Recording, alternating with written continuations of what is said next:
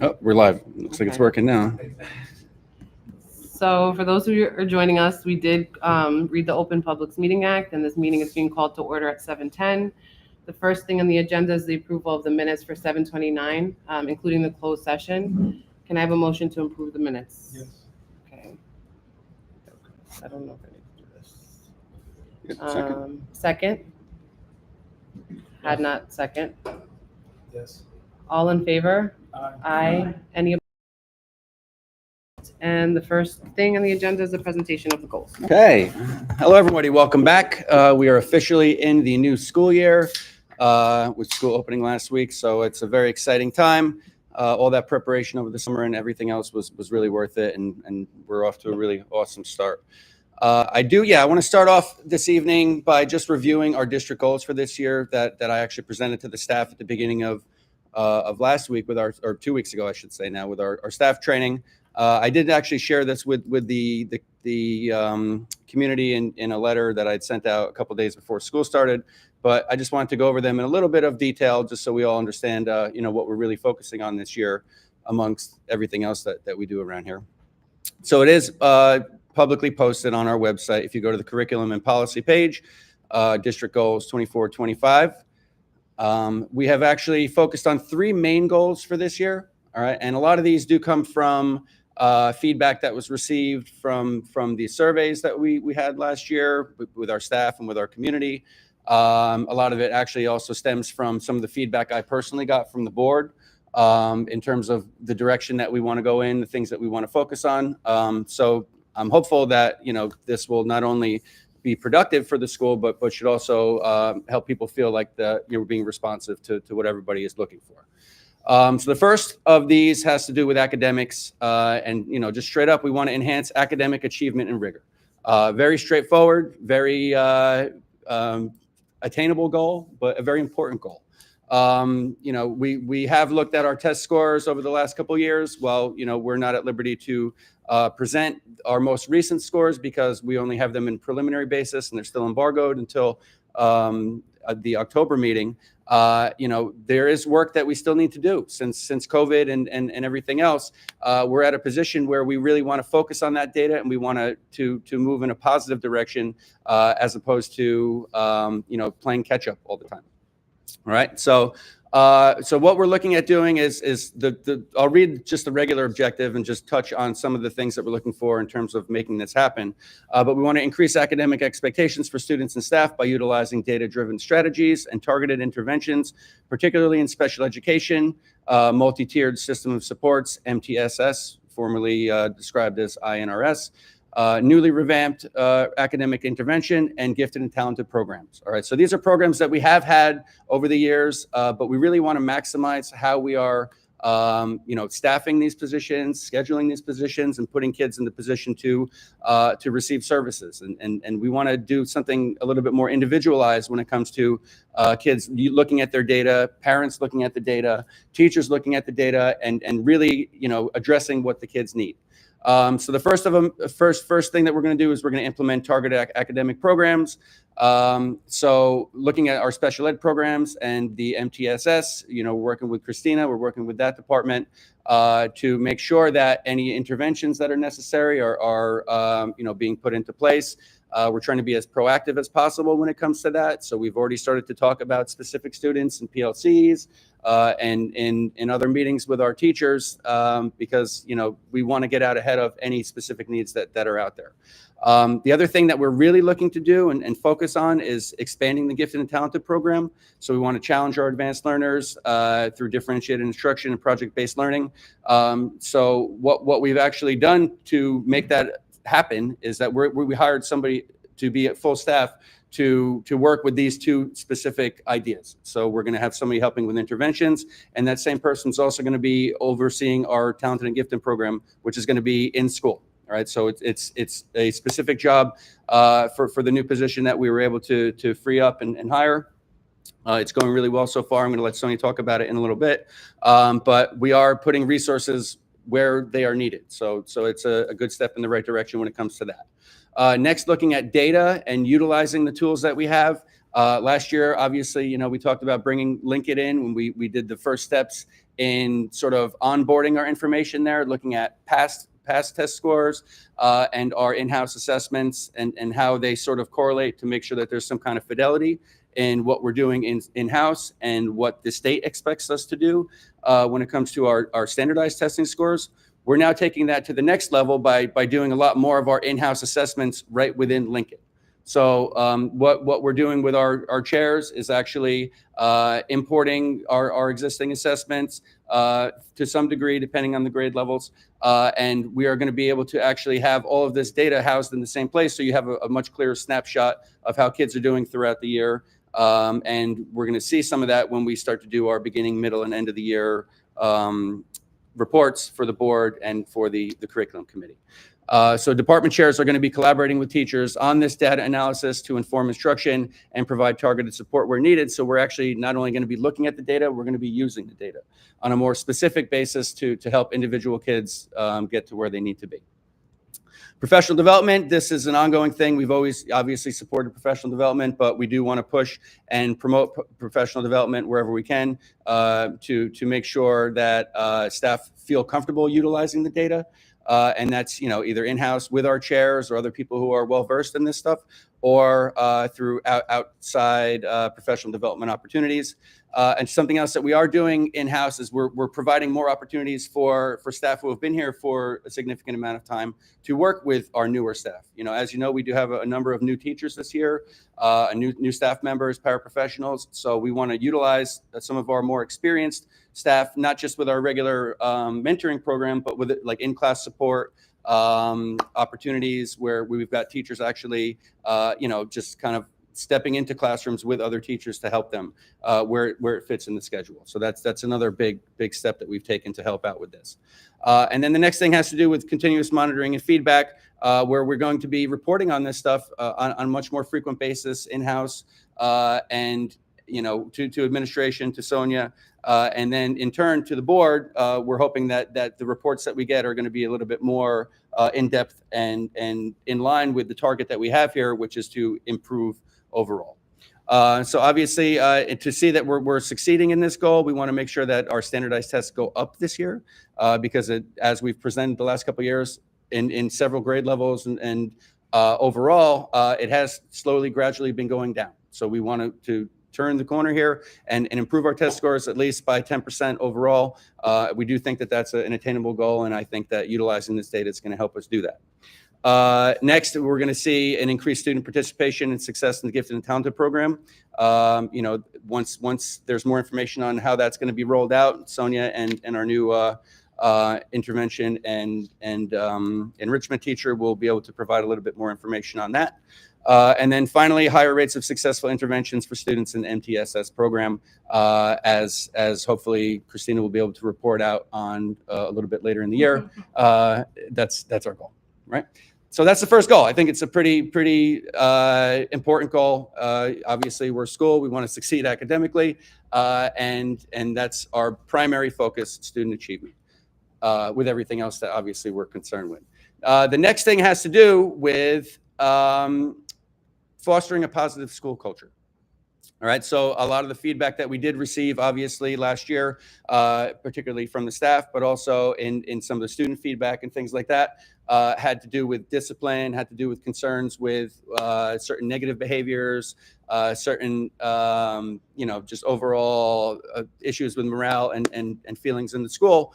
So we are making this an actual district goal, is to foster a positive school culture and make that difference.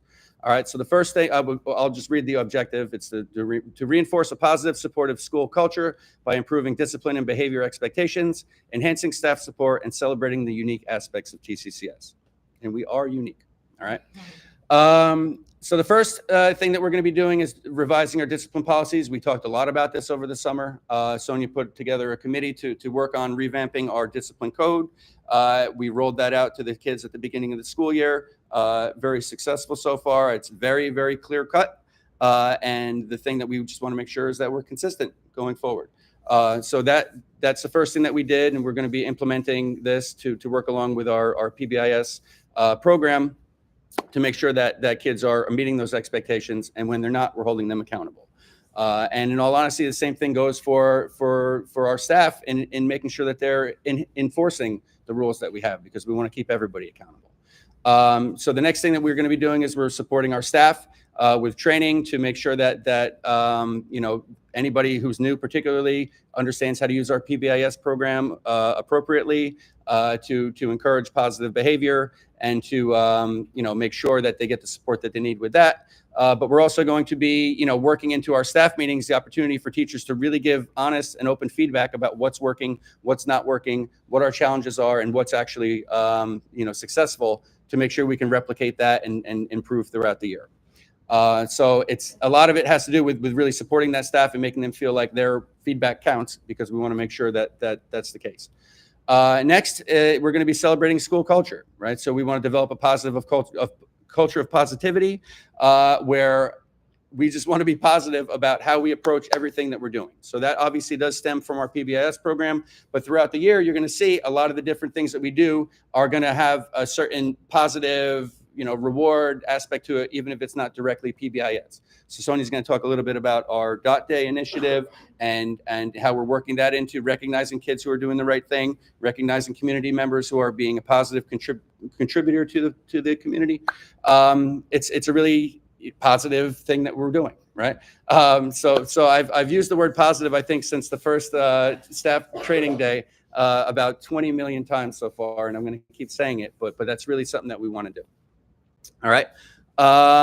So, and when we do have things that are very positive and worthy of sharing, we do want to make sure we're putting it out there, whether it be in our social media, on the school website, and through other ways to communicate that with the community and the staff. Yeah, certainly board meetings and other public forums. The next has to do with community and student involvement, because, you know, the school culture involves everybody. So we want to involve the students in shaping the school culture. So, you know, part of that is going to be really refocusing the way that we're using our student council, developing a stronger way to have student reps in different grade levels to really participate this, so that they feel some kind of ownership in you know, focusing on this, where we give them this expectation and ask them for their feedback on how we can make it a more positive environment for everybody. So obviously, along with that, we're going to be organizing school-wide events that celebrate diversity, creativity, and community involvement, because that is really at our core. It's something that's a big part of our mission, and we need to refocus that and make sure that that's something we're doing as a school. All right. So to ensure that that's happening, we're going to be hopefully seeing a decrease in disciplinary incidents and improved student behavior. And if the first 5 days of school are any indication, we're on a good track. All right. So have been great since the beginning of the year. Being firsthand in the hallways and seeing that in my new office, it's really a good positive feeling that I'm seeing everywhere. So we want to keep that going, right? Increased staff morale and engagement as measured through surveys and participation in various initiatives. This is something else that is very important to us, obviously, and we're going to have our first staff meeting next week, actually, before back to school night, and we're going to talk about some of these things, what's working, what's not working. But I could just tell you overall, some of the things that we are seeing and that are going into effect, the sort of reorganized way that Sonia has put out committees. We've got a really strong wellness and sunshine committee who has made great strides in bringing the staff together, organizing events even outside of school that have already occurred. We're off to a really good start with that. So that's working out well. We want to see more of that, and participation is up, and we're going to keep it going that way. And finally, we're going to see if we have positive feedback from students, parents, and staff regarding the school culture. That'll be something that we see at the end of the year in the surveys, but I'm hopeful that we can keep this going for the next 10 months, and we'll have plenty of good things to report on. All right. So that's goal number 2. I'm sorry. In regards to this surveys, we did talk a little bit about having 2 surveys or earlier survey this year through the board. So that's something that it might come a little bit earlier so that we can see some of the change before the end of the year. That's perfect. Yeah. And then, you know, when it comes to however governance wants to handle that, we can try to be as proactive as possible. That's good. All right. So that's goal number 2. All right. Goal number 3, again, is very mission-based, mission-oriented. As a community school, we want to really focus on strengthening and leveraging our community connections. All right. So the objective here is to develop and utilize relationships with the local community to enhance educational experiences, increase volunteerism, and incorporate best practices from other organizations. All right. So the things that we're focusing on here are our community partnerships. So we do want to create new partnerships, work with the ones that are already existing, but we want to form those bonds with local businesses, nonprofits, and other community organizations to provide our kids with opportunities, right? So even just recently, Sonia met with I believe it was the women's coach of the FDU basketball team. That's one thing that we're expanding into. And it's just one example of something that we're going to be doing. But there's going to be more of that to come. So we're going to be collaborating with other schools to share best practices and resources, particularly in areas like STEM, arts, and service learning. So a lot of that is going to be done at the administrative level, where I'm going to be kind of seeking out connections in other schools. But also, I've sort of challenged the staff to look around at best practices, look at other schools, look at what they're doing, form those connections, and that's something that we want to be able to do to make ourselves better, but also hopefully giving back to not just the community, but other organizations and schools that we work with, because we do have a lot to offer. All right. The next thing we want to do is increase student volunteerism. So we've actually revamped some of our scheduled classes. We've put community-based, project-based learning classes in our grades 3 through 8 class schedules. And the idea with that is not only to enhance our school community, but to provide opportunities for our kids to organize and make connections with the larger TNET community. All right, so you're going to see more of that as the year goes on. And again, when we talk about presentations and things like that, we're going to hopefully have a lot more information about how that's going. But the schedule is in place to do that. The personnel is in place to do that, and the goal is out there. Parent and family engagement. This kind of goes back to something that the board has been trying to do for the last couple of years. We want to, again, put the word out there that we want to leverage parent expertise, because we're a community school. We want to find out what parents can bring to the community, what they can provide in terms of learning experiences for our kids. And we're not just talking about a one-off career day. We're talking about, giving a presentation to kids, to the staff, to other parents, as part of our community. So we're going to be kind of putting together new questionnaires and things like that. I'm going to probably need some help from the board communications committee on that. But it is something that we want to do to really strengthen those connections and be even stronger going forward. All right. And with that, we want a parent volunteer program that supports school events and classroom activities, which is something that is we've got the groundwork done with TCCO. They've really sort of done a great job organizing the last couple of years and getting things together when it comes to class parents and things like that. But now we also want to provide even more opportunities to celebrate that. But even just looking at last year and the end of the year party that they had with all the volunteers, it's those kinds of things that are going to keep people coming in, not just to see what we're doing, but to be part of it. So that's important. And then finally, just talking about utilizing best practices. Obviously, we are good at a lot of things, but there are people who are even better at other things that we can learn from, right? So we do want to research and implement some of the best practices that other successful schools have going on. A lot of that is going to be done through partnerships that we have with the Charter School Association, with some of the community, the county organizations that we have with the Department of Ed, whether it be with the superintendent's group or the curriculum group that Sonia and I are part of. We have connections, but now we need to really leverage those and find out what some of those other groups have to offer that we can really bring back. So we're going to be reviewing and updating our policies and practices to make sure that whatever it is that we're doing is in the best interest of the school and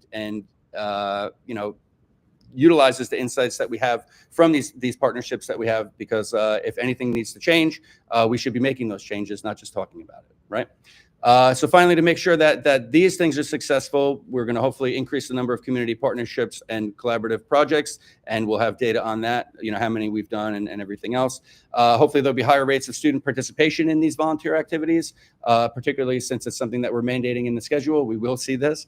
And then finally, there should be a positive impact on student learning and community engagement, which we'll hopefully see also in our feedback that we get at the end of the year. And then just looking at, our end of the year sort of recap of what was successful, how many events we had, what we did. It should really show that this goal was something that we took seriously, right?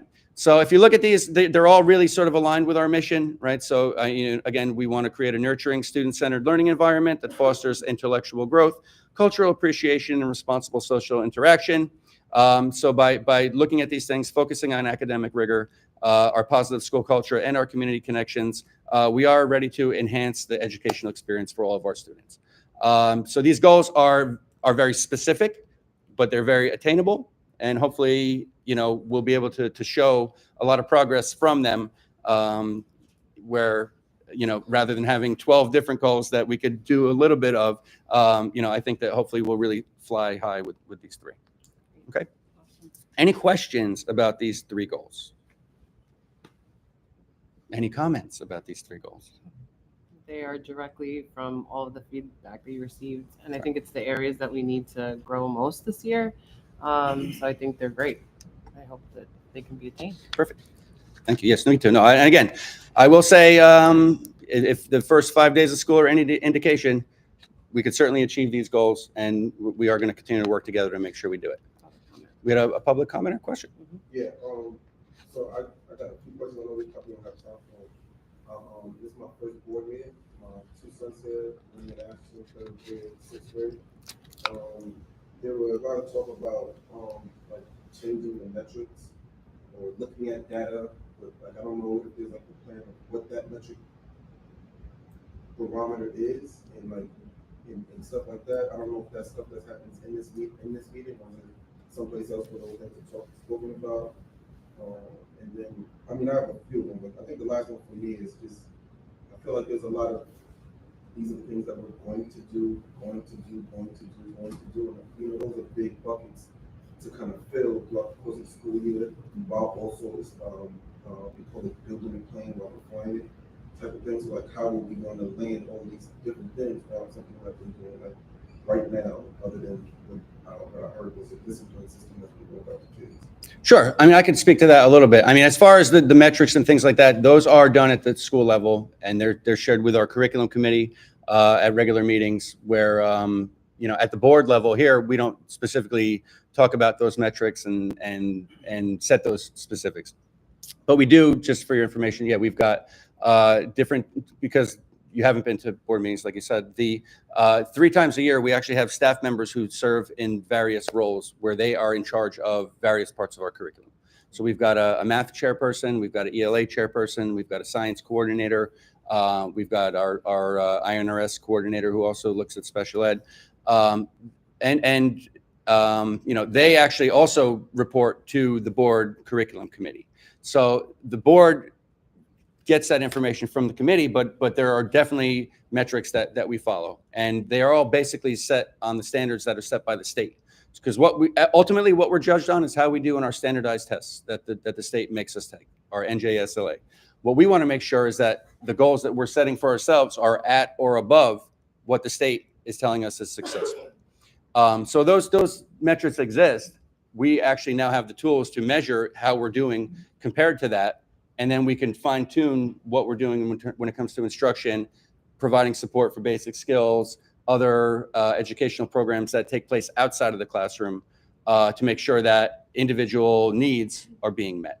Does that sort of answer what you're looking for? Can I elaborate a little bit too? Go ahead, yeah. So the way it works is that some board members sit on these committees and with staff members from the school, and they meet once a month. And then that information is taken down in minutes. But the board members that sit in those meetings are, I don't want to say critical because we're always supportive, but we're very analytical. And we want to make sure that the information we're receiving, when it is turnkey to the public, it is of value and it could support our students. So over the last year, you're hearing a lot of beginning of the year stuff. So this is basically today what this was the guideline on where we're going to proceed for the year, the goals that we want to set going forward. So it is a lot of buckets that we're filling because we just started the school year. But all of the information that is set is off of last year's committee meetings. So the curriculum committee and some surveys and some feedback from the board drove these goals. So the matrix is always to aim high and go higher. We did note last year through our curriculum committee that there was a descending trend in some of our data, especially for our upper school. So not only last year, but in years past, we were looking at curriculum, we were looking at policies, we were looking at how things were presented to kids and to parents. We looked at all of that. So the work is continuous. It never stops. But our goal is always to exceed or be better than what we're currently doing. And we did note that as a result, a lot in the beginning, it was like COVID talk. Yeah, you know, we had COVID and we're still trying to come around. We're done talking COVID and now we're talking, let's move. So a lot of the goals presented today are just off of all of that information and what we want to do for the year. And in regards to, beginning of the year. So you're going to hear beginning of the year, middle of the year, and end of the year assessments through the curriculum committee that'll be presented here. So all those chairs that Mr. Gallo just talked about, they're going to come and actually present the data after it's already gone through a curriculum committee with us analyzing and fine tuning and making sure that, you know, we have the information in a way that when we present it to the public, it's very clear and it's tangible and it's something real that we could work from. How often do they check, like, are they doing bi-weekly checks to check on ballot? So the tech, like my son does, you have 3 report cards a year. Mhm. Yeah, like, what are they doing in those marking periods, so to speak? so the beginning of the year assessment, I'm sorry to cut you off. I'm sorry, no, I'm sorry. So the beginning of the year assessment is just basically getting a pulse on how the kids are currently performing, who's below level, on, or above. Then they start to tailor their action plans and their things for those students to meet their needs. Then middle of the year, we get another one and an end of the year. So currently we're doing 3 assessments, but we never had the LinkedIn, which Link It is a way to kind of put every assessment, whether it be through state standards or through actual curriculum assessments, into one place so that the teachers can access it better and be able to utilize it. Streamlines all the data. Yeah. That makes sense? Does the linkage have a, oh, sorry, does the linkage have a parent-facing like thing to it, or do we get reports out of it every? It does, but we're not knowledgeable of the parent phase yet because we want to master the educational phase first before we rolled out the parent phase. But once we can get this mastered, then yeah, we definitely want to access Right. that tool. I think ultimately, yeah, the goal is to definitely keep parents in the loop, and we want to keep the kids in the loop because we want them to have ownership of this data and have an idea of how they're doing. And we want the parents to also be able to stay on the kids or be happy with what they're doing. So yeah, that is a function that we are looking to move into now that we're in like the second phase of the rollout. And this would be good if we have data, like parents know what's going on with the kids 3 months in, so then we need to tweak the way we do things at home. Of course. Right, so. You should be receiving information from your child's teacher on assessment, like whatever assessments they're taking, whether they're getting math assessments with the math teacher, ELA assessments, you should be getting feedback on that. If you're not, please reach out to the teacher because they can always give you information on how they're doing on their unit tests, any assessments that they're given, even if it's first, second grade, a spelling test that they're taking, you should be receiving feedback on that. So the first step I would do would reach out to the teacher for information. A lot of this sometimes comes out in back to school night when they're going over the different assessments and when they're taking them. And then from there, then the other benchmark assessments is what the chairs kind of present to the curriculum committee. And then at the board meeting 3 times a year. I can do this for a while. No, but I'm an educator myself, Yeah. so like a lot of the stuff I kind of understand. I'm just trying to Understand how it works. No, yeah, good. Yeah. What is the actual plan? What Yeah, we- because we lost a lot of teachers over the last 2 years. It's concerning for me because that's not the environment that I want my kid to be in. So I just want to come in and get look behind the curtain and see what's going on. Good. I don't want to start external trouble, but if I have some insight or anything like that, I feel like can help. Please. I'm definitely going to try to push to make sure that certain things are in place from our boards. It's just, Yeah. Of Well, course, thank no. And actually, I just want to speak a little bit to just a question about flying the plane while we're driving it or whatnot. Yeah, I will say these goals are mission based, right? So I've been with the school for 21 years, right? So all the things that we're doing here, at one form, at one point or another, these are things that we're already doing, that we have done. We're just looking to do them better. So when we're talking about bringing the community in, involving the community, positivity, using these things to keep kids happy to come to school, right? We're just looking to formalize all those ideas that have always been a part of what this school is founded on and what it's supposed to be about. But now we're really formalizing a plan to make sure that it's our focus. So I want, anything else, that people are concerned with or whatever else, I want to really refocus on what the mission of the school is, why we're here, why we exist as a charter school. And this is the way to do it, is to really look at these primary things that are part of the mission.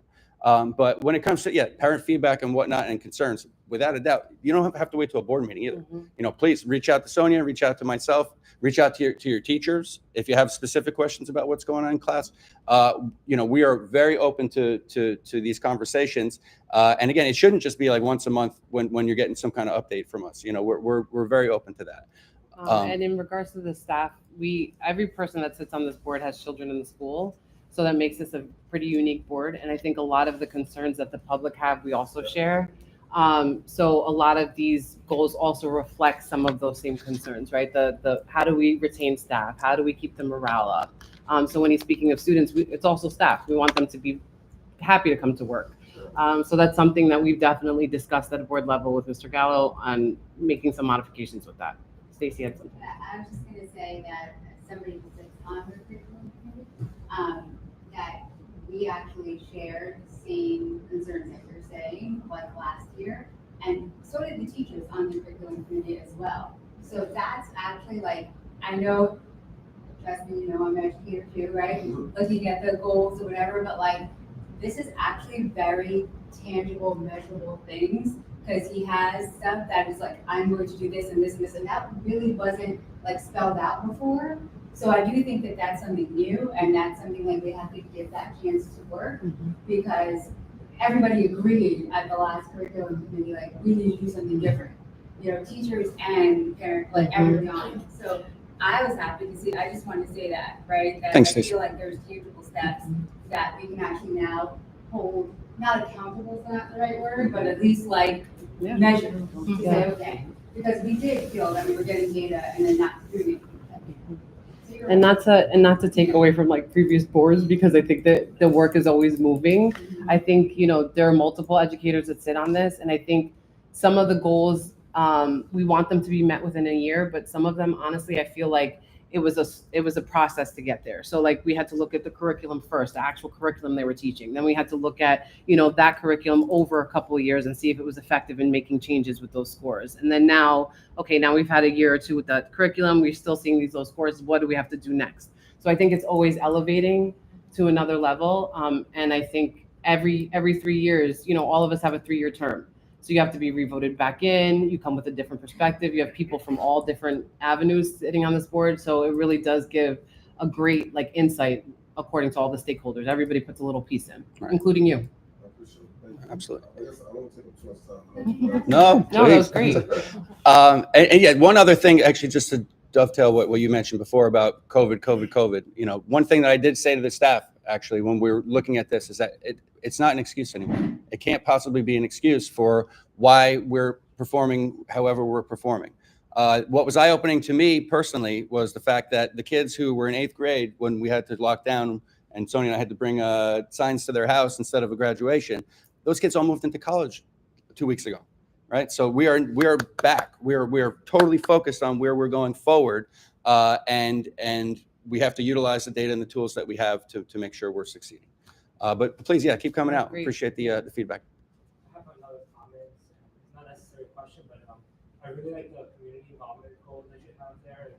A lot of parents are great role models to these kids, and so I think it's really important to get that survey out earlier in the year than later in the year. I can tell you I really enjoyed when I came in to talk to them about climate change, the 7th and 8th graders, and when I saw them in the hallways when I was coming with potato trees, they'll come say hi to me and they'll talk to me about different things. And so I think if more parents come in, kids can see beyond just learning, the math and learning the reading. They can see what they can do when they get out in the real world, and they can start thinking about what they want to do with their careers and things like that. And so if we can have part of the community involvement, have parents come in maybe every quarter or every month or something like that, and just go to their classrooms and talk to them about the careers. So a couple of years ago, one of the initiatives through the communications committee was developing a resource guide. So we did survey all the families and ask if they had we have to update it. And now just hearing Mr. Gallo's feedback, also asking, if they'll host volunteers, right? Or if they would do a parent workshop. So I think we're expanding not only just within the teaching scope, also just within our community and supporting each other. So I agree. I think we all agree that that's a huge important goal to have. And then another thing, I talked to Ms. Sonia about this last year, is you could also make like a survey for parents to see what they're experts on with helping in the school. Mhm. If you have an issue with the fence or it fell over, instead of calling somebody, a company come in and fix it, you have to wait 2 weeks for them to come out. If somebody, a parent is here that knows how to work on fences, or somebody that knows how to work on HVACs, and not to say that they're gonna be the people that fix things, but if you are in that time crunch and need somebody to come in to do something, I think the parents can come in and help out. I mean, it is a community school, right? Thanks, Thank Rob. you. All right. Okay, I'm just going to keep blowing through here. Director's report. So now we've got our enrollment update. We are currently at full enrollment except for one spot. We are looking to fill an 8th grade position, which is historically pretty difficult to fill. But we did have one student who moved out of district. So we are working our way down the wait list. We have a couple more left on the wait list before we have to really advertise again that it's open. But hopefully by the next meeting, we'll have that position filled. The next thing I have is just a brief facility update. Let me talk about the positives first. All right. So the construction upstairs is done. My office is complete. It has personally been transformative for me to have this new position up here. It's been a really great first 5 days. It's sort of changed my perspective. I feel reinvigorated. I was telling Simon about this. It's great to be up in the mix with the kids and the teachers and have a really good feel for what's going on. So I appreciate the opportunity to move up there.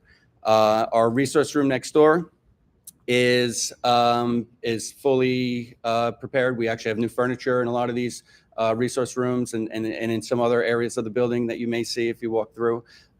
So facility-wise, all that is good. Outside, we have a couple things going on. Tomorrow, we actually have the motors being installed on the security gates. You know, we talk a lot about security. Obviously, unfortunately, with the way of the world, we're always looking to really reinforce our security protocols and our physical security in the building. So as I mentioned, over the last couple months, we are putting motorized gates in place so that we can really limit the access to the parking lot, on top of the privacy screening that we put up. The drainage that we put in, we had some issues with that, where the last big storm that we had, it didn't work as expected. And that was because the catch basins that it all fed into were unknowingly clogged. All right. So the water backed up. And it had nowhere else to go, so it came into the building, which is the whole reason that we put the drainage there to begin with. So before I get into the building itself and the impacts of that, the company did come in and actually vacuum out the catch basins, remove a huge clog, which is like a big piece of concrete or something. I don't even know how that happened.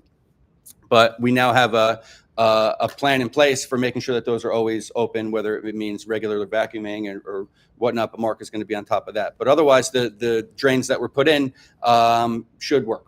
All right. So going forward, we shouldn't be getting water in the cafeteria area of the building. I'm hopeful of. One area of concern, though, is that there was water damage also in the corner of the building off of the playground. So we need to find out what's happening underneath the playground surface to see why water would be intruding into the building in that area. But after the big storm that we had, we did have water in the multipurpose room, and in cleaning it up, Mark discovered that there was more than just water on the ground. There was water in the wall, more or less. So we had to have a company come in and take a look at that and make sure that the damage wasn't too widespread, but it turns out that it actually was. So the majority of the multipurpose room wall had to be removed. There was moisture detected in some of the side walls in the multipurpose room, the entire stairwell towards the back of the building, and then half of the classroom wall in the newly constructed classroom, which has only been there for 2-3 years. So right now, that's all remediated. It's safe. There's no issues with moisture, no issues with mold. But we are currently scheduled to have the construction aspect of this, where the walls get put back, take place during at the beginning of October during those couple days that we're off. But construction is probably going to go ahead through another week and a half after that. So we may have to shuffle some kids around in terms of where we have lunch or where classroom instruction takes place for our classroom in the back there. But Sorry to cut you off. yes. Is that going to align exactly to the playground being dismantled too? Not particularly. Yeah, that's something that we're going to get that timetable. Yeah, but that's something that we're going to have to talk to our new architect about. What we have to do to make sure that the playground doesn't impact any water issues.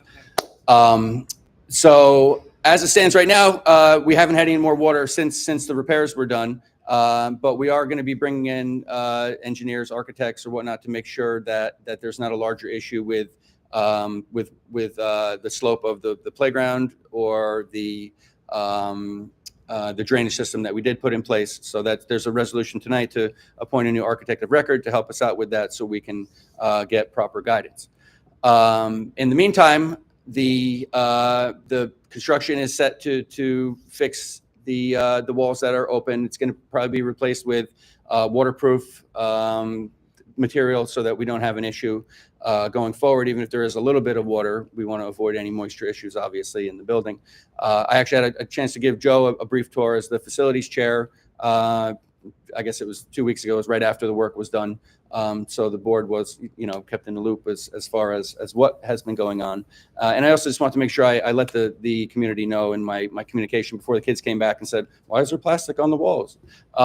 So we want to be as transparent as we can with these things. But the good thing is that we did act quickly and made sure that this work was done before the staff came in for training, before the kids showed up for school. So kudos to Mark and to Tom for really getting somebody in here quickly to take care of it before the school year started, because there could have been a major holdup if we didn't take care of it quickly. So as the construction goes along, we'll obviously keep everybody in the loop. I'll be communicating to the board through Joe when it comes to any new construction related things that come from this. But as it stands right now, we are set to have the walls replaced at the beginning of October, and once we have the architect approved, we'll be reaching out to them to make sure that things are done properly to make sure it doesn't happen again. Any questions about the facility? Okay, that's why I led with the positive, but we're moving along. It's good. It's part of the nature of having a school building. So I mean, we've been here in this place in this location since 2009. So some of these things are eventually, bound to be issues that we just need to take care of. All right. So, yes. I had a friend asking about speaking with Jim. Mm. Is there any plans for any new ones? Because we said sometimes the policy is kind of bad with the regulations or when we have events in the gym. Not particularly, because the ones we have in the gym are very expensive. I mean, so if there's an issue with the quality, it may just have something to do with it could be something as simple as the soundboard or the balance of how it's set up. But yeah, I mean, the speakers, there was a lot of I think measuring and calibrating and whatnot that initially went into putting the speakers in there. That was part of the construction budget at the time. But if there's other concerns, I mean, we could look into just making sure it's tweaked appropriately. But yeah, there's no plans for adding speakers or anything like that. Yeah, it's pretty loud. Okay, anything else, facility? All right, I'm going to turn it over to Sonia to talk a little bit about our personnel update and a couple other things that are going on since we're back. Hello, everyone. So personnel update, we are fully staffed. We did add a new position, like Rob mentioned earlier, in his district goals, that we have a new enrichment and intervention specialist. Her name is Danielle Esposito. She's really excited to work with us. We know that working with the gifted and talented program and sometimes with interventions, it's hard to do part-time here and there. Although we have so many people on staff that do help with interventions, like our special ed teachers, our general ed teachers, our INRS chair, which now TCCS.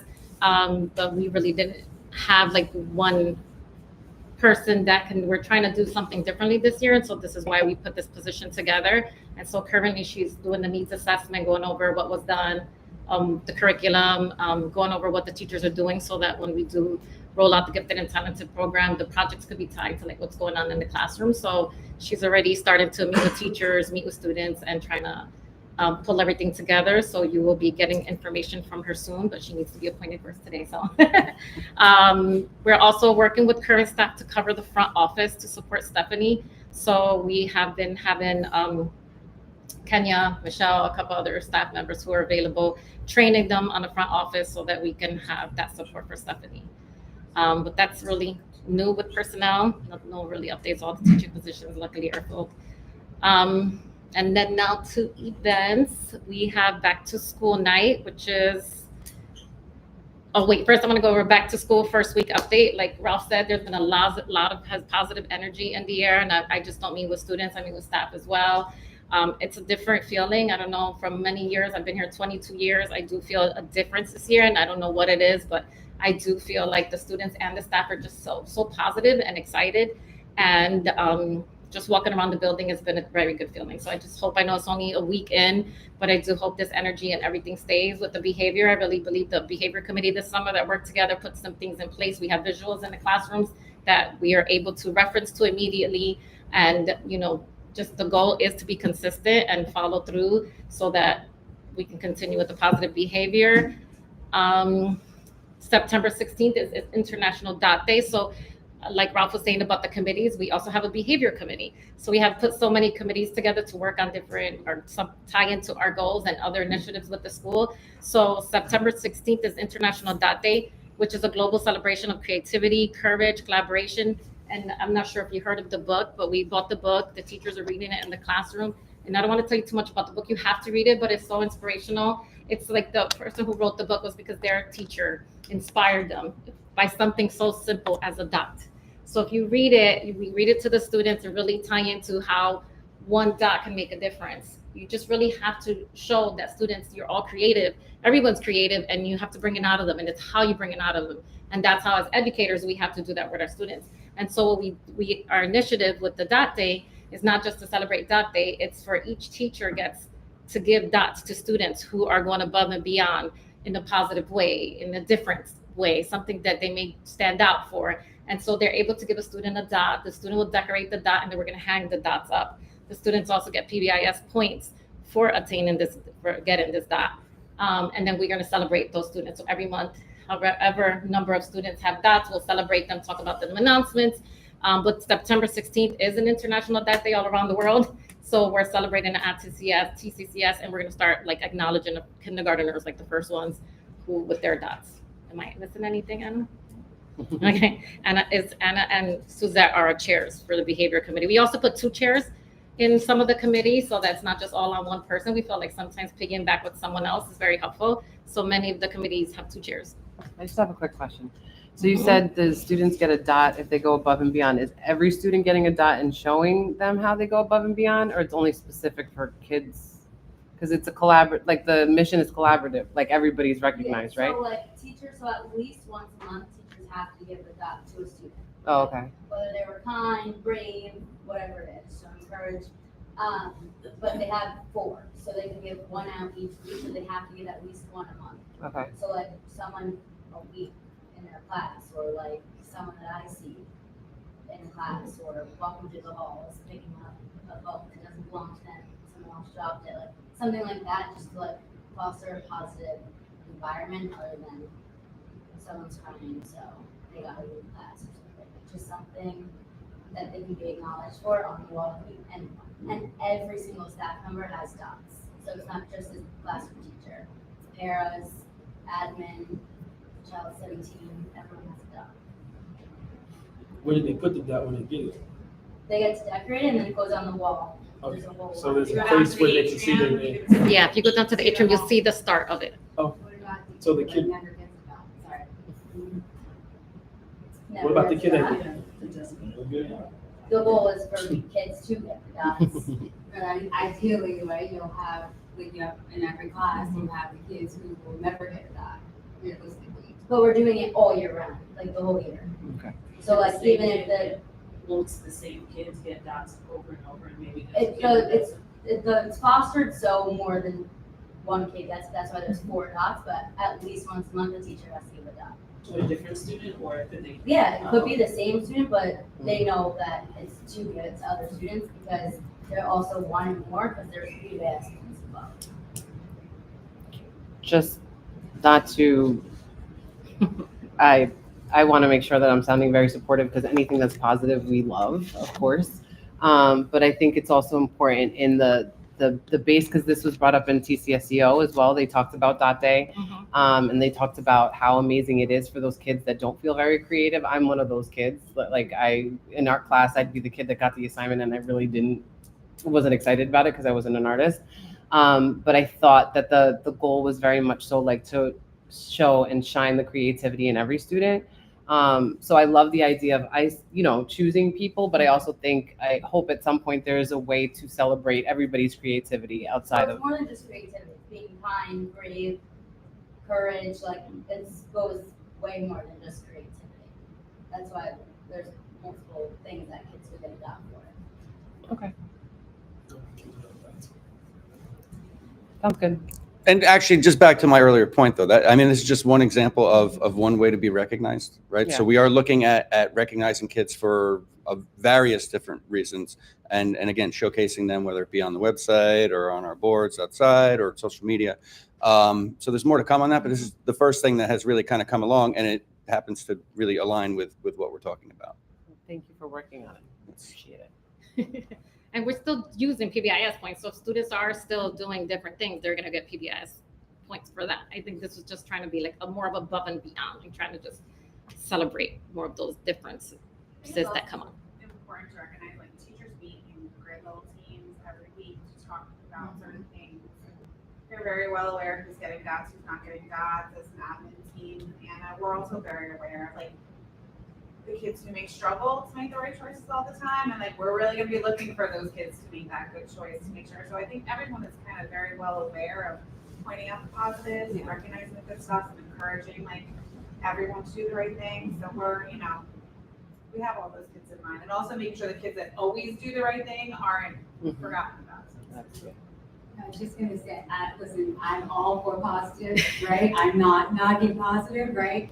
But theory will tell you, it's similar to the red light, yellow light, green light. The kids who are always on the green light are always on the green, and the kids who are always on the red never move up, and everybody knows that those kids stay on the red light. So I just if everybody started off with a dot, Yeah. and they could put something positive, and then the teachers hand out dots, I'm just throwing that out there, because That's there why are the going whole to be the school kids. celebrating dot day. So like, small little things, So like no literally one- picking up a book off the floor. Has anyone got a dot yet? Not yet. So it starts No, we on can- that day. That day is the rollout. I didn't get my dot yet. I didn't But remember. I need to get it. So it rolls out on that day. Like that's Well, No, it's the rolling. initiative, International rolling. Dot Day, is just celebrating differences and everybody's celebrating. Like everyone in the school it's International Dot Day. That's something we're encouraging everyone to celebrate. I've been saying it already in the announcements. We're kicking off with the whole goal is to kick off even just naming kindergartners that got the dot for that grade level team. But for the most part, the International Dot Day is for everybody. And this is just, again, another initiative to try to do above and beyond and not just our some. My things that we've question been is, how doing. was it rolled out to the school? Was it like a big assembly saying, hey, we're gonna do this, or? No, well, we spoke to the teachers about it during August training, talked to them about what the initiative, and then the teachers talked to the students about it. And then they're aware of it. And then I say it now every day in the announcements about it. I do think and I will let this go, I do think the rollout is super important, just because my son and his group of friends is the group you're talking about that started college 2 weeks ago. And I'm telling you right now, that group of friends that's still group of friends would never care if they got a dot or not. It wouldn't matter, right? They would just be like, oh, she's gonna always get the dot, Miss Torres, right? So making sure that they have that, the rollout is important, so they have the investment and want to actually do it. Well, the teachers have the resources. The goal is to read the book that day. So the students, that's the first step, read the book so they understand where the initiative came from. And then that's kind of educating them on where this came from the beginning so that they're excited about what we're doing. I mean, it sounds very similar to the research behind the PBIS system that you guys currently have. So recognizing, whatever those goals are for each individual student and defining them with them, I think is important. But I also think that there is and I know creativity might not be just the focus, but whatever way they feel good about themselves, I think that's important too, because every student might not feel creative or might not feel smart or might not feel talented in a certain way, but I think that this dot day is a great way to create that playing field for every student to feel confident in some area in their lives. So I support, I'm a behavior analyst. I support, PBIS, and I'm an educator, but I also think that, like, when I heard of the initiative of the dot day, I was amazed because it does show every student, a light that they have. So I hope that that's also rolled out in some way, that every student has the ability to be able to, present what makes them special. And hopefully these dots are small reminders of that. So even if it's one, the students should recognize, like, wow, you did that dot because you maybe pushed this person who didn't believe in themselves to do more. And you see that sometimes with the peers in the classroom when someone's struggling, somebody may step in and be like, oh, you know what? Like in the book, it just really shows that with the one dot, the teacher highlighted that dot was an amazing dot. And then at the end of the book, you see another person come and say, oh, I'm horrible at drawing, and so I did a squiggly line. And now that person who didn't have confidence frame, they had the dot frame, so now they did it for that student. So they pushed that, and there's that positivity to someone else who's now going to probably push it to someone else. So if we can push that to each student, then I really think that that's the goal, is just make sure that we can all spread that positivity to each other. And so, these dots, hopefully by the end, the goal would be that everybody gets one. So if we continue to talk about it and do it, then hopefully every student will be on that wall. It's a beautiful concept, so it's great that you guys included it. Thank you. Then we have Picture Day, September 23rd, day after my birthday. And then in October, we have the Hispanic Heritage Month celebration. That's going to be October 10th. As Addie is chairing that event with a bunch of other staff that have volunteered. It's going to be here at TCCS. And so she's working with projects all around the school from K through 8. And she's going to ask the community for involvement with food and, presenting. And for Hispanic Heritage Month, we have our next board meeting is October 7th. And then the 8th, we have a bully presentation for all of our students, because that week is Respect Week as well. The following week after that is Fire Prevention Week, and we'll have the fire department come visit our students from K through 2. And then October 17th, we have high school night. So I'm working on the flyer, should have it out by backpacks this Friday. But October 17th for our 7th and 8th grade students, it's a time that they could talk to people, representatives from the academies. Teaneck High School will come. We have a couple Catholic schools who present, and the White Foundation and A Better Chance will probably be here on that day as well. So mark your calendars. Oh, when's pasta night? 26th? Of September. Oh, September 26th, pasta night. Thank you for the reminder.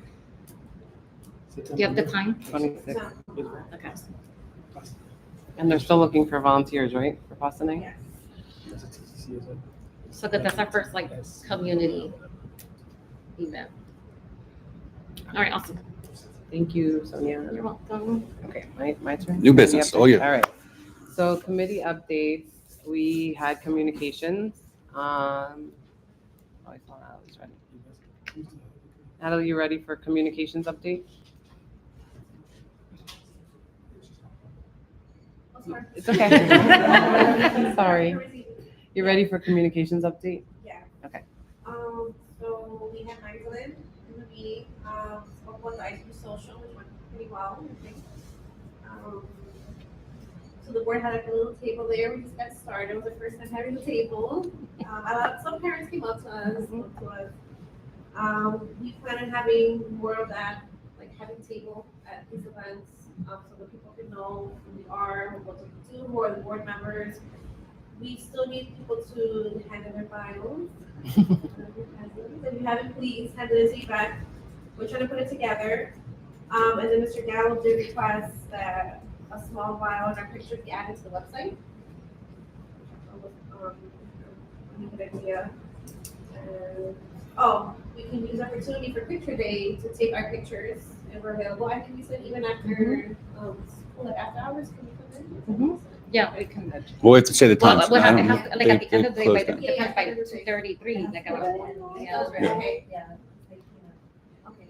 Yeah, so for Picture Day, if we can come in and have our pictures taken, so that picture can be added to the website. I mean, it might be possible to come in before school as well, because that's usually when we do our staff photo. Yeah.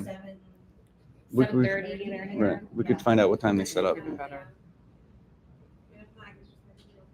If not, you're going to get an iPhone photo from me in front of one of the mats in the gym like everybody else. Yeah, just right now we're working on the bio, the pamphlet, having that pamphlet completed. Please send me the bio. Thank you, Natalie. Ina, do you want to talk finance?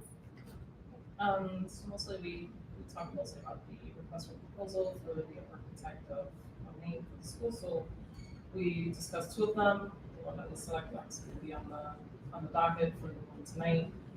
Basically, we went with that group just because they've done a lot of work in Bergen County. And we thought that the rates were pretty reasonable compared to the other. They're fairly similar, but we did like that they've done a lot of work in our county. So we went with them. And then we briefly touched, if you recall last year, we had some discussions around scheduling trips and trying to, one, focus putting out, preparing for the trips earlier in the school year, just because financially it's just more feasible and more competitive for us. We just get better rates if we do it earlier. So we just talked about the new process for that. The idea is that across all of the grades, there'll be more opportunities for trips, sort of on a more equitable level in that sense. So that's what we talked about. Thank you. Curriculum didn't meet. Facilities? I feel like we got an update. We didn't. Okay. Do you want to add anything else? Nope. Okay. That's it. So, okay. Now, in regards to the board retreat, so I had sent out to everybody 2 dates, and unfortunately, I didn't hear back from everybody, so I want to do one more vote. But right now, it's looking like the 11th, and I know you can't meet on that day. So I wanted to just quickly just do an open roundtable vote. So if you want September 11th it's at 7:30. Let me know. Okay, so one. It's 11th or 12th. What did I tell you? You told me 11. 11. If not the 11th, the 12th. It'll be the 12th. So majority is where we'll go. So I only got 2 now for the 11th? It's September 11th? Yeah. That's Wednesday? Yeah. Okay. Okay, so we got 2. Well, for me, 3. Anybody else want 11? It's 11th or 12th. You got to vote for one of them. 12. You want 12? Oh my gosh, this is so funny. Okay, and which works? And everybody else is the 12th? 12? 12? All right, so it's going to be September 12th at 7:30. We receive, I'll try to get 7:30. The other thing is we are going to start to roll out something called the board corner. We talked about it a couple of times, but I'm going to add a corner into the backpack notices on Fridays. It might not be every week, depending on what is pressing for us and things that we're working on. I'd like to do it weekly, but just to start maybe with our bios, information, little things that we're working on, our board goals, things like that. So I'm going to try to include something weekly in the board corner. So if anyone has any information that they think is appropriate for the board corner that they'd like me to include, just send it to me by Thursday afternoon, and then hopefully I'll be able to work on it on Fridays. I sent out all the board goals, so everybody has them. We do have to approve them sooner than later, so I could even do that via email as well. If everyone didn't have a chance to look it over, please do, so that way I can get that solidified. And I wanted to bring up as well the uniforms. So in the last meeting, I did misquote the uniform percentages. So both times that we did put that question on the surveys, there was a majority. However, the second time had a very small number of participants. So I've talked to Mr. Gallo and trying to think creatively and out of the box about how to do that again to survey the whole community and determining whether or not we want to go through with uniforms. Sonia has already spoken to vendors. We are prepared to move forward if that's the community's choice. We did talk about possibly correlating it to the November election, so making it very similar to the presidential election and things like that. So that's something that's going to be coming down, and hopefully it could be rolled into the classroom lessons about, democracy and elections and all that. And I sent you guys like an email. I'm going to try to do that just with, I don't know if everyone was able to look at it, but it did include some of the work that I have been doing outside of this meeting. So I'm going to continue to do that with you guys and try to hyperlink any information that you need in it. So that way it'll be a little bit more streamlined. So when we sit at this table, we're a little bit more prepared and versed in everything that's happening. I think that's it. Does anybody have any comments or questions for me? We have a you could turn that back to school night, we might be able to do like real surveys, right? Oh, for uniforms? Yeah.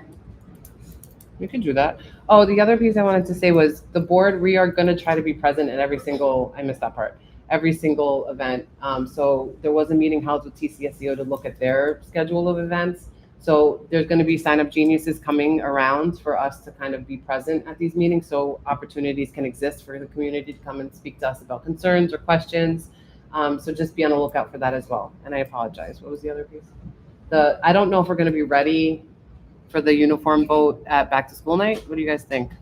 You want to do it then, or do you? Go ahead. I would just say that I want to make sure that every single family has the opportunity to give their feedback and vote, and not just be like whoever shows up or, you know, whoever happens to fill out the end of the year survey. Because I think it'll be a big change, and you're going to have people on both sides of the topic. So, And the community in whole, like staff and Yeah. parents. So what we could do is we could start to discuss it. So maybe at the back to school night, we could set a date by then, and then we could present and tell parents when the vote is coming. I think it's going to need a little bit of like PR ahead of time so that everybody's aware. So maybe we could discuss that. Yeah, I mean, if you really wanted to like legitimize it, we could use like an actual like service like we used for our board elections or something like that. If it's Okay. that, you know what I mean? This way we have a clear view of how many people actually voted, who it went to. It's not just a Google Doc or a Google form or anything like that. So we can talk about that. Let's talk about it in governance and with legal. Just make sure there's no issue with like doing like a referendum with our community about an issue such as like school uniforms. Like, can there be a specific like a vote, no, yeah, well, I guess like a vote to basically create a new policy that would be a uniform policy. What would be the About a survey or you said? this is I guess it's technically a survey, but there's a lot of talk about votes. So Yeah. that's Voting. But it's a survey, right? Yeah, it's a yes or no question. yeah. So you're saying, I know, but he said referendum, and it's a survey, you have a policy on your surveys probably. Do you not have a policy that speaks to surveys? We have to check the. This is why you're here. And then, so you certainly, on something to that effect, that's nothing that's that sensitive, that you shouldn't be able to readily do a survey of that type. Right. I'm not asking about some sensitive topics or whatever.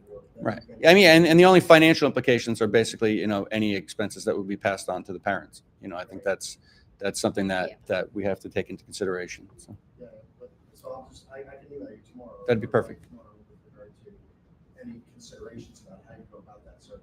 Excellent. Two things. What's the rationale behind it? Uniforms? What's the rationale behind the uniforms? So it's something that the community has brought up as an interest. There's multiple reasons that certain members in the community want it. Some of them are they want just the uniformity of the students, not to isolate or depending on what kind of sneakers you have. I mean, you have sneakers, but what kind of clothes you're wearing and things like that to kind of create more of a cohesive student body. There's also argument that it does work out cheaper throughout the year if you do utilize uniforms. I mean, and then also just within discipline policy as well, one of the biggest areas in the discipline was dress code. Dress code's a big thing here. So kind of just like building that as well. Upper school, when they get to upper school, dress code's an issue. And I think that's basically it. So, I mean, even if we do roll it out, I don't think it's appropriate for the board to kind of put out the pros and cons. I think it probably is individualized for each family. So I guess it would just depend on where you fall, whether you want them or not. So the second piece is if you do a vote, it doesn't have to be one day, right? Like you can do a vote that is like a month long. This thing needs to happen between. Oh yeah, we this could do date that. and this date, right? Yeah. Like it doesn't have to be a one day. Right. Like, No, That's true. yeah, exactly. It's not that's why imminent. I Yeah. push it as a survey, not a referendum. Right. Yeah. Yeah, survey Very by a good certain point. date. Yeah, so if you wanna try to maximize the number of people, give them more time. Can you utilize real time? We have to do a whole bunch of- Potentially, yeah. I mean, if we require, then actually it it would basically ensure that there's a way to keep track of the fidelity of the votes because it's tied to your family account or your student account. We could look into all those options. I mean, preferably that one's good because it doesn't cost anything. So yeah, we're going to take all this into consideration. This is just open for discussion now. I know, you know, we've talked about making sure that everyone's voices are counted because, you know, there was a lot of discussion about this at the last board meeting based on surveys. But if you look at the surveys, it is, you know, 56% of the 20% of parents who actually voted. So we want a really good idea of how many people are really into it or not into it, just so we can make an informed decision. Thank you for the feedback. It's valuable. All right, that was it. That's all I have. Great. Any other questions? I just have like two concerns with the community that you told me. So one is the lunch. A lot of children are saying that they don't have time to eat. I know they talk a lot or they're slow eaters, but they wanted to confirm how much time is given for them to eat exactly. So it's 20 minutes. Lunch is 20 minutes. Recess is 20 minutes. The whole period is 40. Yeah, and that's how that is for every grade levels. Yeah. And even K through 2 may come in a little bit earlier than the 20 minutes, so because they take, you know, longer kind of to like get started and everything, so they may have 25 minutes. Are they allowed to finish their lunch if they request, may I finish my lunch without being If forced they're- to go outside?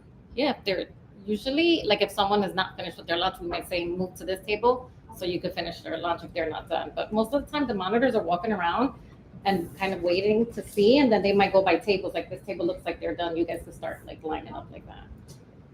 I will say the lunch, whoever the outside people are, have been letting them finish outside. Like if they haven't been finishing in the lunchroom, they've been allowed to, I know, like, that they've been letting them finish outside. So if you want to finish your lunch, finish it, because the other professors come in. Well, we do have the table outside, but I haven't seen this year. I know last year, yeah, there were some students still going outside, but this year I haven't seen it. But we do have the table outside that if some of them could sit out there. But if I'm in there and I see a student still eating, sometimes I'm like, you just sit here and just finish. Give an opportunity. Mhm. But I think some of them like to finish in some cases. But like, I'll just eat out there. I mean, and more importantly, though, we want to make sure it's finished before they come up to the classrooms as well, because again, in my new office area, there's been a lot of stopping kids on their way to class with you know, whether it be some leftover lunch or that morning's frappuccino or whatever it is they're trying to come to class with. But yeah, but it's 20 and 20. And you said there were two concerns. Okay, field trips. Are parents going to be allowed to go on them? That's a good question. I think, well, the teachers have been setting the trips, and I think in some cases, depending on the grade level and the location of the trip, they allow parents to go and meet them there. But the busing, I'm not sure if they're allowing parents and chaperones to get on the bus because of the number of people that are allowed on the bus. So that we'll be able to send that out once we know when the date is, because it may vary depending on the. Right. And there's actually two other things, actually, I'm glad you brought that up, that are somewhat related to that. Well, one thing we're going to be looking at doing is getting T-shirts for kindergarten, first and second grade for field trips, so that there's a, I hate to use the word, but a uniform look to that while they're outside of the building. Yeah. So that's we've done that the last couple of years just at kindergarten, but considering that we're doing even more trips, we want to do it for first or second too. So we talked about it today actually, and we're going to be getting information from parents about sizes and whatnot. And then something else, when we talk about parent chaperones and things like that, we've talked a little bit about, obviously we want more volunteerism, we want parents involved and things like that. One of the things that may come along with that when we've got direct opportunities for kids to work with parents or whatnot is that we may be doing some training, some like required training or potential things that go along with that, and actually coming up with a process for becoming a chaperone, becoming an approved volunteer or something along those lines. So, because we do want parents to participate, we're going to be coming up with some kind of process for that, because this is something that came up even last year in regards to security and everything. So there's more to come on that too. We're going to talk about that. And Mark, I may actually talk to you a little bit about that too.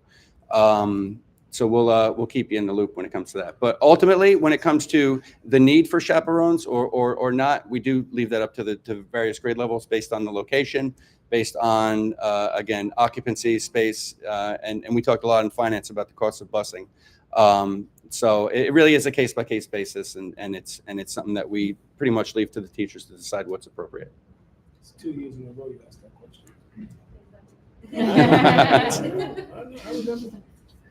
Great. Was there anything else? Public board otherwise? That's it. All right. Yeah. So we got 7 resolutions tonight. We've got a budget summary, which is the bills that we've paid since our last meeting, which was technically almost 2 months ago because we did postpone last month's meeting. So you'll see it's somewhat extensive, just to provide some clarity on that. We've got personnel appointment for 24-25, which is our new enrichment and intervention teacher. We've got personnel appointments for extracurriculars, which were not included on the original list that was approved earlier this summer. These are our other positions that are on the contract. We've got our soccer referees for the upcoming fall season. We've got a number of field trips that are just for September and October. We're going to be doing them in batches like that when it comes to board approval, while meanwhile Sonia is going to be doing in-house administrative approvals to deal with the requests as they come in. We've got the architect of record appointment, which was spoken about a little bit before, and we talked about that in finance and RFP earlier today. And then finally, there was an addition of the personnel appointments for the after school, which was shared with the board in the folder that's with the documents. And that's it. Okay. Any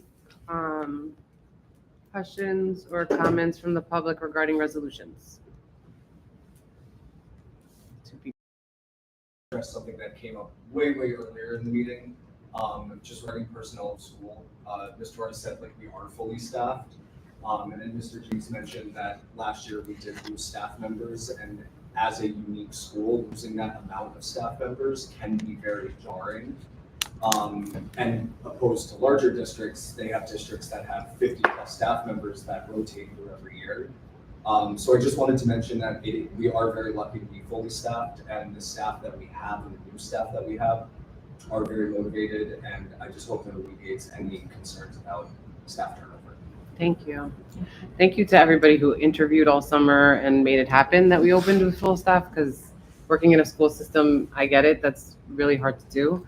I also think it's important that we recognize that Miss Yvonne is healing, and as a community, we just want to send her our love as well. But I have to say, I walked through the building the other day to go see Mr. Gallo's office, and there was a buzz. Everybody was very hi, it was very, very positive. So I agree. I hope it continues going forward. But thank you for that, Mr. Keitel. Any other question or comment from the public? Okay. All right, here we go. Okay, Resolution 2409-01, Budget Summary. Be it resolved that the budget summary for July 30th, 2024 to September 9th, 2024, total amount $580,954.52 be approved. Moved by McGilchrist, moves. Second. Vallejo Justice, seconds. Sorry, long last name. 1 second. Any questions or comments from the board? Avino? Yes. Bahari? Yes. Carter? Yes. Goodrich? Yes. Lazoo? Yes. McGilchrist? Yes. Vallejo Justice? Hadnot, yes. Resolution carries. Oh, and I want to say that a lot of people think my last name is part of the resolution process. I figured this out, that they think I'm saying had not passed, but had not is my last name. So, okay. Yeah. A lot of people thought I was saying had not resolution passed. Yeah. Resolution 2409-02, Personnel Appointment 2024-2025. Be it resolved that the Board of Trustees approve the following personnel appointment for the 2024-2025 school year. Danielle Esposito, Interventionist and Enrichment Teacher, $60,745, MA3. Moved by? Goodrich, moves. Second. Avino, seconds. Any questions or comments from the board? This is the gift of the talented teacher. And interventionist. Yeah. So, a good question. What is the expectation for the percentage of time spent across these two areas in particular? Well, right now, it's 75-25. 75 gifted and talented, 25 To start, to start. just to get the program up and running, because it's now an in-school sort of program, but she's still doing, assessments and whatnot for intervention. I'll get there. And we also, I lead, to like turnkey program, I have like 3 or 4, I think 3 meetings a week with Danielle, that we've been sitting down since the beginning of school to turnkey the program. Is it like a transition piece? Is it, or will you always be that? No, it's more transition. Yeah, once it transitions over, she'll take it on, and like all communications will be coming from her, and we'll all go from her. And then will she be also joining the curriculum meetings as well? Or I guess at some point when she's up and running, so. Well, she's not a chair, so she wasn't going to be, but she could join. I would like her to join the first at least couple so she could update the She's curriculum running committee. it. She can see, yeah. She's running gift and timetable stuff, but it's on the front, you know? Yeah. Mm-hmm. Yeah, there's a chair for us. Yeah. She's a chair. She should be there. Any other She'll questions be or ready. comments from the board? Avino, Yes. Bahari, Yes. Carter, Yes. Goodrich, Yes. Lazoo, Yes. McGilchrist, Yes. Vallejo Justy, Yes. Hadnot, yes. Resolution carries. Welcome, Ms. Esposito. Danielle Esposito. Resolution 2409-03, personnel appointments, extracurricular. Be it resolved that the Board of Trustees approves the following extracurricular appointments for 2024-2025 school year. Grace Antonori, assistant soccer coach. Lawrence Galisi, PR coordinator. Mr. Keitel, musical director and musical music director. Jeffrey Keitel and Abby, arts coordinator. Abby again, musical art director and yearbook advisor. Suzette Waller, detention monitor, and Rosangela Mendoza, detention monitor. Moved by? Had not moved. Second? Lazoo seconds. Sorry. Any questions or comments from the board? Avino, Yes. Bahari, Yes. Carter, Yes. Goodrich, Yes. Lazoo, Yes. McGilchrist, Yes. Vallejo Justy, Yes. had not yes, resolution carries. Resolution 2409-04, personnel appointments, soccer referees. Be it resolved that the Board of Trustees approve the following soccer referee appointments for the fall 2024 season. Barry Doan, $60 for one-time fee. Soccer referees, $67 per game. Sharon McDonough, Jim Gleish, Barry It's up on the Dunn, board. it's up there. That's right. Thank gosh I didn't go to George's last name. Raskakis. Moved by? Sorry, George. McGilchrist moved. I'm so sorry, George. Second? Lazoo second. Any questions or comments from the board? Where's Kurt when we need him? You can stand as referees. Avino, Yes. Bahari, Yes. Carter, Yes. Goodrich, Yes. Lazoo, Yes. McGilchrist, Yes. Vallejo Justy. Yes. Had not yes, resolution carries. Resolution 2409-05, field trips. Be it resolved that the board approves the following field trips for this school year. So Boundless Adventures for 7/8, Sandy Hook for 4th grade, Allsteed Farms for kindergarten, Demarest Farms for 1st and 2nd, and the New Jersey State House tours for 3rd and 4th. Additional trips to be determined. Moved by? McGilchrist. Carter moves, McGilchrist seconds. Any questions or comments from the board? God, it's so quiet now. I know. I set the timer for 2 hours, folks. Yeah, that was. Avino, Yes. Bahari, Yes. Carter, Yes. Goodrich, Yes. Lazoo, Yes. McGilchrist, Yes. Vallejo Justy. Yes. 09-06, architect of record. Be it resolved that the TCCS board approves Akara Rubino, architects, as architect of record. Moved by? McGilchrist. Ooh, that was tough. Carter's in front. Carter moves, McGilchrist seconds. And Carter gets a field when she's alive. Any questions or comments from the board? Avino, Yes. Bahari, Yes. Carter, Yes. Goodrich, Yes. Lazoo, Yes. McGilchrist, Yes. Vallejo Justy. Yes. Had not yes. Resolution carries. Resolution 2409-07, personnel appointments. Be it resolved that the TCCS approves the attached 2024-2025 after-school program employee list. Moved by? Had not moved, second? Again. Navino seconds. Okay, great. Any questions or comments from the board? Do you need to see it again? Yes. Please scroll back up.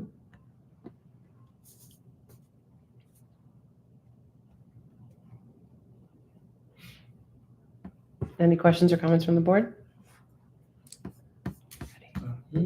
Avino, Yes. Bahari, Yes. Carter, Yes. Goodrich, Yes. Lazoo, Yes. McGilchrist, Yes. Vallejo Justy. Yes. Had not, yes, resolution carries. This meeting is adjourned at 8:36 PM. Thank you, Night, guys. everyone. Home. You need a Jeopardy buzzer. First gets it. There was a gavel in my office I found too. Oh my God, no, we don't need that. Realize I wrote the wrong date on everything.